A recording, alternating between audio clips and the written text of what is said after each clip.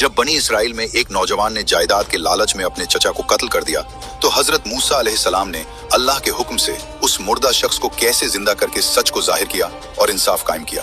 ये उस वक्त की बात है जब बनी इसराइल में एक बहुत अमीर आदमी था जिसका कोई बेटा न होने की वजह से उसकी सारी जायदाद का मालिक उसका भतीजा था।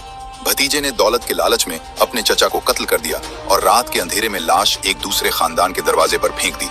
सुबह उसने खुद ही शोर मचा दिया कि मेरे चचा को कत्ल कर दिया गया है, जिसकी वजह से दो खानदानों में जंग का खतरा पैदा हो गया। जब मामला हल न हुआ तो सब लोग हजरत मूसा अलैहिस्सलाम के पास गए और कातिल का पता लगाने की दरखास्त की। हजरत मूसा अलैहिस्सलाम ने अल्लाह से दुआ की तो अल्लाह ने हुक्म दिया कि एक गाय ज़िबह करो। बंदी इसराइल ने उसे मजाक समझा और फिर ऐसे सवालात शुरू कर दिए जिनका मकसद हुक्म को टालना और वक्त जाया करना था। अल्लाह ताला ने उनके हर सवाल का जवाब इसलिए दिया ताकि उन पर हुज्जत तमाम हो जाए और उनके पास भागने का कोई रास्ता न रहे। पहला सवाल यह था कि गाय की उम्र क्या हो। अल्लाह ने फरमाया कि वो न बूढ़ी हो और न कम उम्र की हो बल्कि दरमियानी उम्र की हो।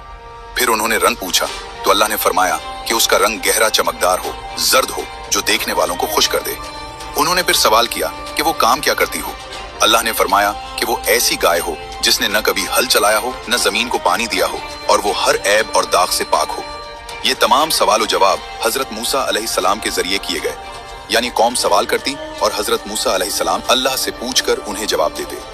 बनी इसराइल ने उन सख्त शराइत की वजह से पूरी बस्ती छान मारी। आखिर में उन्हें एक यतीम नौजवान के पास ऐसी गाय मिली।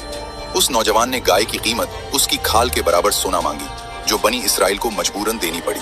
गाय ज़िबह करने के बाद अल्लाह ने हुक्म दिया कि इसका एक टुकड़ा कत्ल होने वाले शख्स के जिस्म पर मारो। जैसे ही टुकड़ा मारा गया, मकतूल अल्लाह के हुक्म से जिंदा होकर बैठ गया और साफ लफ्जों में कहा कि मुझे मेरे इस भतीजे ने कत्ल किया है।